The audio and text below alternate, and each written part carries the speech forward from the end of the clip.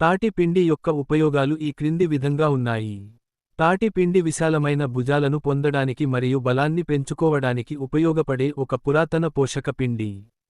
పిల్లల నుండి పెద్దల వరకు, విటమిన్ లోపం, చిన్న వయస్సులో ముఖం కాంతిహీనంగా ఉండటం, చర్మ ముడతలు, వృద్ధాప్యం మరియు శారీరక బలహీనత వంటి సమస్యలకు తాటి పిండి ఉత్తమ పరిష్కారం.